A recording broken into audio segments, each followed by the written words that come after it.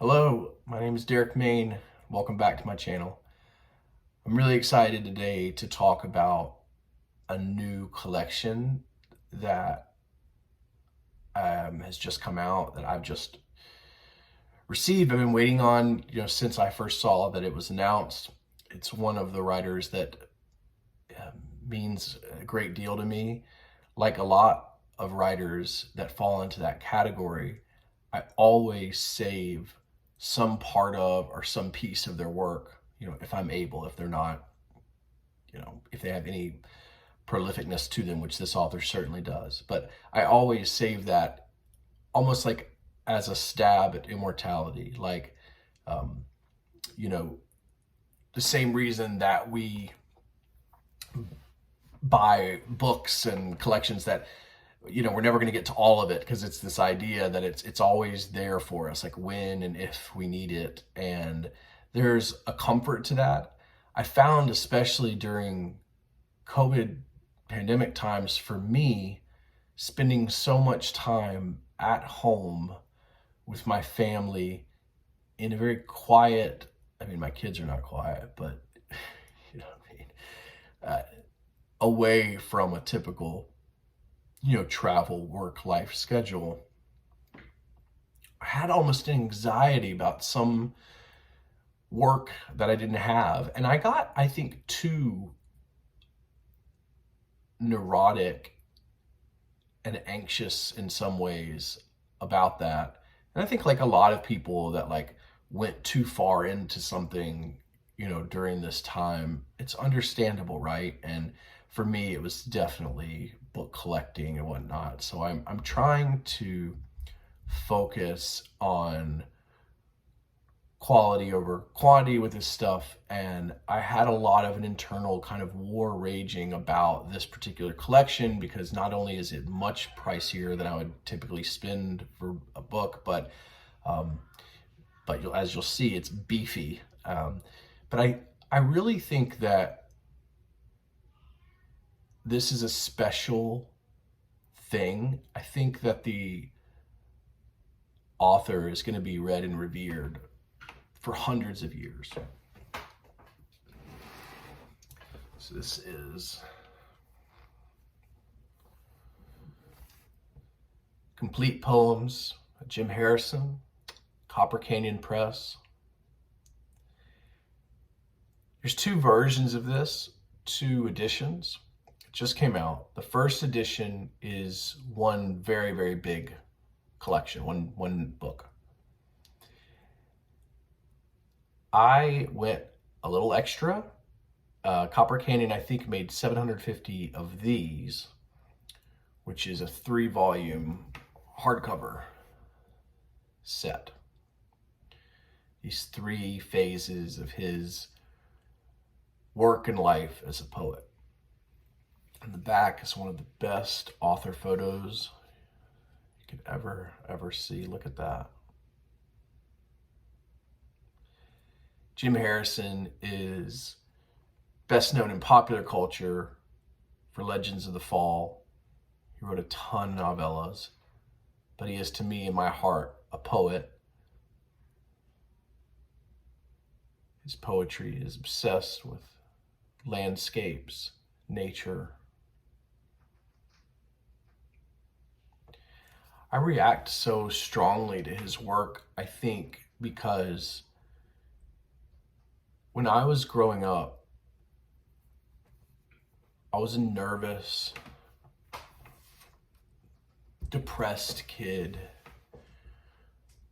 A lot of times, and honestly, most of this I have worked through. I've found, if you're very young, and this is something I tell my kids as well, I found for me personally, if I work on myself and if I am cognizant and self-aware of what my weaknesses are, what my strengths are, who I am and what I want to be, and I try not to feel so much shame for being me. I found that many of the things that plague us in one particular time in life fall off. We become sort of accustomed to being ourselves. So I don't feel these feelings anymore of such stark inadequacy around other people. But I did as a kid. And where I really felt at peace was at my grandfather's farm or the woods at my house. I was not, and I've never been, an outdoorsman in any sense. I'm a terrible fisherman. Anyone who's ever gone with me will know. I go all the time. I love it. I'm terrible at it. I am not predisposed to like being particularly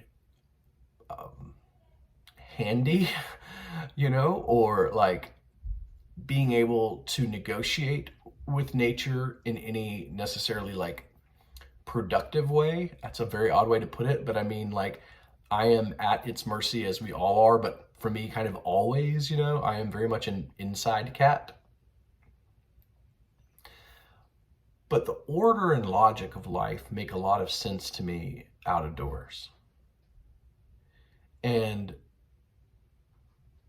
studying, so when I grew up, these two places, my grandfather's farm and the woods behind my house, streams and creeks were such a big part of that. Jumping over the streams, jumping over the creeks, I'm trying to find the little tadpoles, my first water moccasin.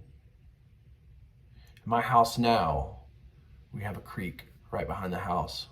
Watching my daughter, my son doesn't really go out there. He hasn't found it really yet, that instinct in him. But watching my daughter jump over that and build sort of like these fantasy play areas back there, that's exactly what I did. I told myself stories back at the creek, and created those rich inner lives by just sitting for hours. And obviously I'd bring a book, and still to this day, it's like the place where I feel like, okay, I can take a sigh, I can take a breath. That's too much about me, but when I walk into a world of a writer that is so in tune with the natural world as Harrison is, he brings me back to those moments of peace, those moments of acceptance. It's spiritual. Actually, I'm going to show you the books individually here in a minute. I'm going to stop talking about myself, I promise. I'm so paranoid about that stuff. But I really liked this blurb from Joy Williams, of course. Joy Williams is incredible. And I'll read it in its entirety here. I've always loved Jim Harrison's poetry. So full of itself, so direct and hungry and angered and awed. I think of him in many ways as a religious poet, and was surprised that he was excluded from Harold Bloom's anthology, American Religious Poems. It seemed quite the oversight. Perhaps the work was considered a bit too randy. There were too many mentions of women with lovely bottoms, too many rivers and wolves, and shit and whiskey and flies, and questioning our maker about ancillary matters. There's Harrison from younger days here on the back. I also find him to be a religious poet. So the first volume has plain songs in it, incredible collection. And look at this striking picture there. You get to follow him through his life like a river. See the way he changes. And then most incredibly to me, I think this is an aspect when you're following a master's work throughout their whole life. What about the ways they don't change? What stays there?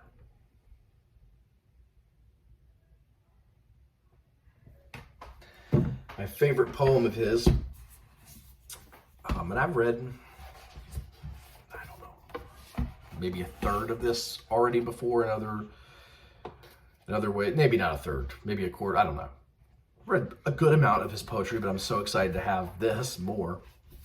Favorite poem of his is, I believe, the first one in volume 3.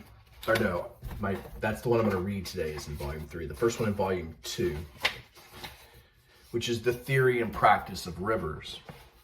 And it's from the collection, The Theory and Practice of Rivers and New Poems, that came out in 1989.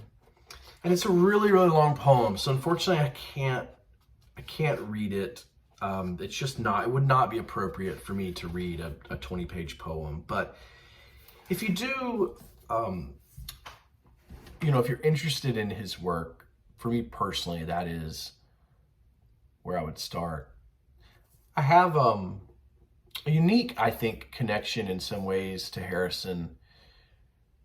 And this is the last time I'll talk about myself, but a friend that I had for many, many years, an old friend, we had a tough and tumultuous relationship at times, and it ended in those ways that tough and tumultuous relationships often end. But despite my very human and I think normal but complex bitterness and animosity towards him, because we just did not fit together after a time,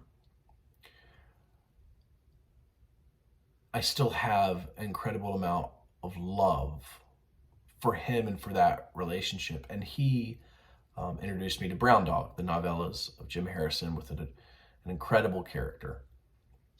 And for years, the joke between us was I had never read it. And we always shared books with each other, gifted each other's books, and had a very literary friendship in many ways. We also had friendships over boxing and Carolina basketball and fishing. And like a lot of relationships, we would pick up on each other's hobbies, loves, and whatnot through the years. But literature stayed throughout. We wrote together, when we were in college, and would release zines and things like that. But anyway, Brown Dog, I just never got to. It was big, the collection that he gave me. It was very thick, and it wasn't what I was reading at the time. It was when I was really still focusing almost primarily on translated literature. I wanted to travel, essentially, in my mind. I wanted to travel linguistically. I wanted to travel through ideas. And I just, I knew Harrison as a poet.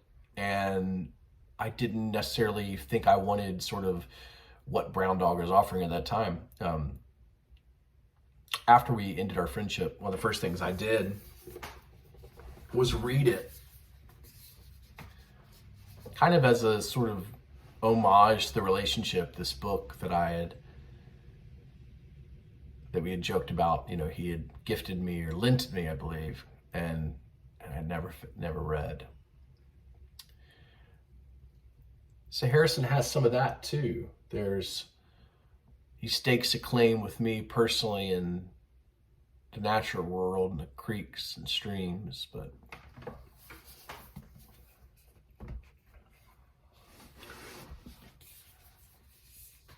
also a connection to an old friend. Harrison was on the Anthony Bourdain show. Bourdain visited him in one of the episodes of his show. I remember seeing Harrison, and he was such an individual. He was living his life on his terms exactly as he wanted to live it. I've always had an incredible mix of admiration and jealousy for the women and men that can do that, for the people that can do that. I've never been able to. Whether it's a combination of not knowing exactly what that life would be, or sort of always wanting to be filled with wanting and longing, or maybe having it right at this very moment and not slowing down, to appreciate it. I'm going to read our anniversary. It's a shorter one from volume 3. I think that I've talked enough,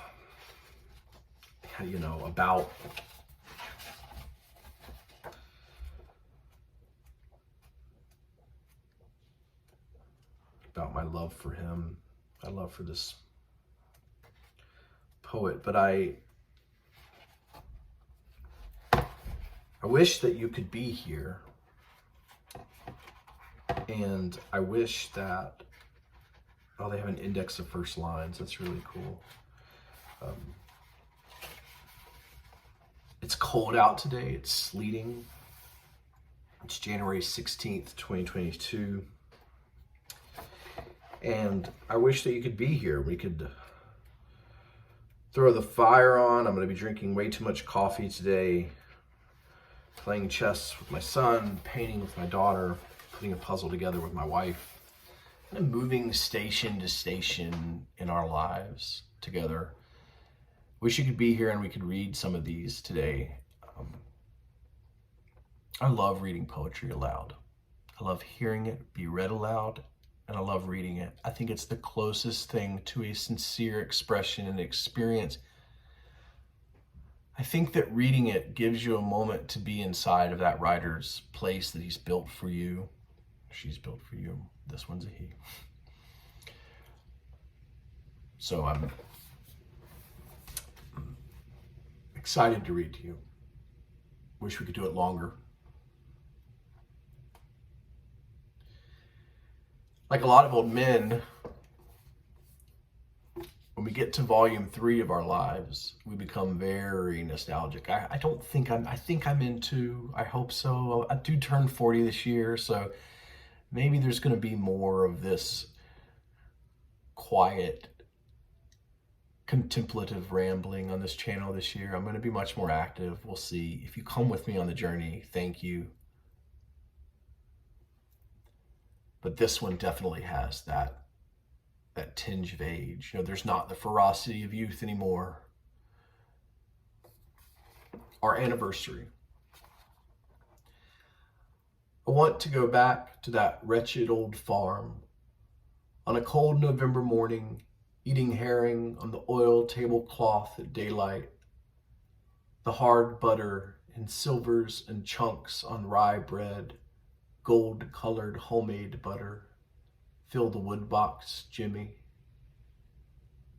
Clots of cream in the coffee, hiss and crackle of wood stove. Outside it's been the hardest freeze yet, but the hills still break through into the earth. A winter farm is dead and you want to head for the woods. In the barn, the smell of manure and still green hay hit the nose with the milk in the metal pails. Grandpa is on the last of 7 cows, tugging their dick-like udders, a squirt in the mouth for the barn cat.